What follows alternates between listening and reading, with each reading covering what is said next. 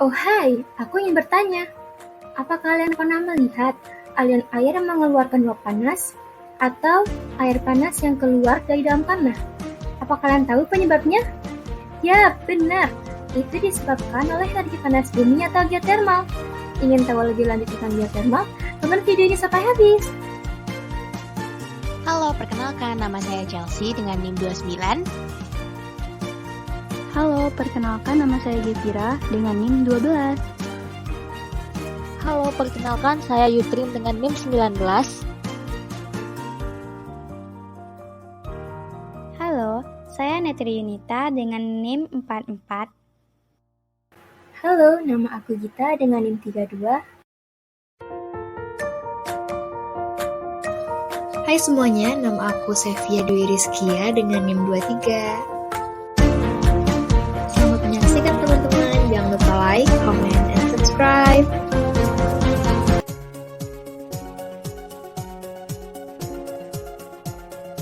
Halo, perkenalkan nama saya Netri. Kalian tahu nggak sih apa itu geotermal? Nah, di sini saya akan menjelaskan apa sih itu geotermal.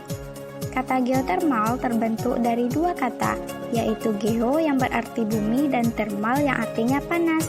Jadi, istilah geotermal sama saja dengan panas bumi.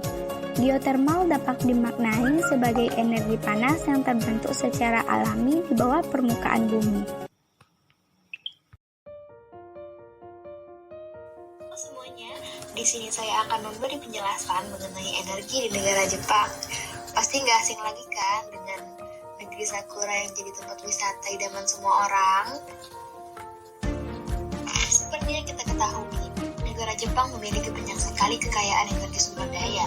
Di antara lain ada geothermal energy atau yang sering kita sebut dengan energi panas bumi, ada energi nuklir, dan ada juga energi surya. Dan di pembahasan kali ini kita akan membahas mengenai energi panas bumi atau geothermal yang berada di Jepang. Dan di sini saya akan menceritakan secara singkat sejarah mengenai panas bumi di Jepang. Pembangunan pembangkit listrik tenaga panas bumi baru pada dasarnya berhenti sejak pertengahan tahun 1990-an, terutama karena resistensi yang kuat dari masyarakat setempat. Sebagian besar lokasi potensial berada di kawasan lindung pemerintah dan di tujuan wisata. Berkat keberadaan pemandian air panas atau onsen tradisional, komunitas lokal di daerah ini sering bergantung pada pendapatan dari wisatawan yang mengunjungi onsen tersebut dan menentang pengembangan panas bumi karena dampak negatif industri terhadap pemandangan dan kerusakan yang diakibatkan oleh industri pariwisata dan ekonomi lokal.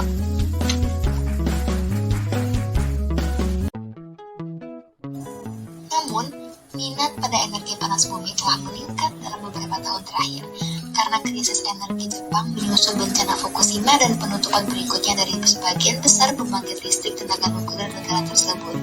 Bisnis dan pemerintah saat ini sedang mempertimbangkan lebih dari 60 kemungkinan lokasi untuk pengembangan tenaga panas bumi baru.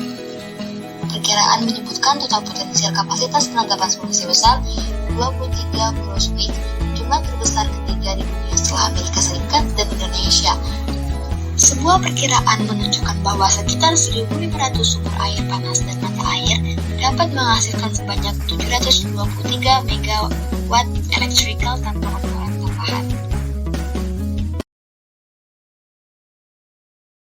Halo, perkenalkan saya Chelsea Aurelia dan saya akan menyampaikan fakta-fakta tentang pembangkit listrik tenaga panas bumi di Jepang. Di tahun 2007, Jepang memiliki 535,2 megawatt kapasitas pembangkit listrik terpasang atau setara dengan 5% dari total dunia. Hingga tahun 2011 tercatat 18 pembangkit listrik tenaga panas bumi yang telah beroperasi di Jepang.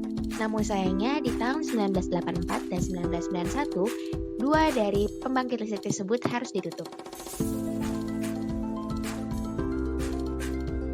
Teknologi turbin yang digunakan oleh Jepang menutupi sebanyak 67% dari semua turbin yang digunakan dalam pembangkit tenaga listrik panas bumi di dunia dalam kurun waktu 10 tahun terakhir. Selanjutnya, tenaga panas bumi memainkan peran kecil dalam sektor energi di negara Jepang. Di tahun 2013, ia menyuplai dengan total 2.596 gigawatt power listrik, mewakili sekitar 0,25% dari total pasokan listrik negara Jepang. Kalian tahu nggak sih bahwasanya geothermal itu bisa menghasilkan listrik loh? Penasaran? Yuk disimak penjelasannya. Nah, lalu bagaimana sih cara kerja pembangkit listrik tenaga panas bumi? Sebelum masuk ke penjelasan, kita harus tahu dulu nih bahwa panas bumi itu memiliki beragam temperatur dalam kedalaman bumi. Semakin dalam, maka suhunya semakin tinggi. Pembangkit listrik tenaga panas bumi sendiri juga beragam loh, dan hal ini dipisahkan dari temperatur panas buminya. Untuk panas bumi di bawah temperatur 125 derajat bisa digunakan secara langsung, contohnya seperti pemanas ruangan. Namun untuk menjadi pembangkit tenaga listrik, kita membutuhkan panas bumi bersuhu di atas 225 derajat. Hal ini dikarenakan bahwasanya kita membutuhkan uap sebanyak mungkin untuk menggerakkan turbin lalu dikonversi ke generator sehingga menghasilkan listrik. Lalu apa semuanya dapat dijadikan uap? Tentu tidak. Dalam proses penguapan hanya uap kering yang digunakan untuk menggerakkan turbin. Nah, sisanya kemana nih? Sisa dari penguapan tersebut yaitu berupa uap air akan didinginkan pada cooling tower dan diinjeksi kembali ke dalam bumi sehingga tidak ada limbah terbuang. Maka dari itu, pembangkit listrik tenaga panas bumi ini terbarukan serta ramah lingkungan. Halo, perkenalkan nama saya Gevira dan di sini saya akan membahas tentang apa saja keuntungan dari geothermal. Yang pertama, ramah terhadap lingkungan sekitar karena tidak menyebabkan polusi. Yang kedua, termasuk energi terbarukan karena panas bumi tidak akan habis akibat peluruhan radioaktif mineral. Yang ketiga, pasokan yang begitu besar.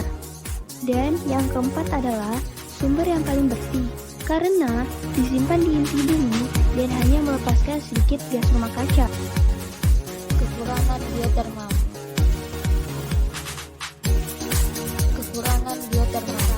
Biaya instalasi awal yang tinggi. Biaya modal yang besar dikarenakan penggunaan energi panas bumi memerlukan eksplorasi dan eksploitasi terlebih dahulu. Namun, walaupun biaya instalasi awal besar, hal ini sepadan dengan manfaat yang diberikan dari energi panas bumi.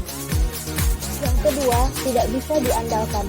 Sumber energi alternatif sebenarnya tergantung pada faktor-faktor yang alami, sehingga tidak bisa selalu diandalkan. Apabila jangka memakai sinar matahari yang cukup, maka listrik yang dihasilkan juga akan berkurang. Yang ketiga, penyimpanan dan daya transportasi masih tinggi. Salah satu penyebab mengapa energi alternatif belum dipakai secara luas ialah karena penyimpanan dan daya transportasi yang dirasa masih tinggi.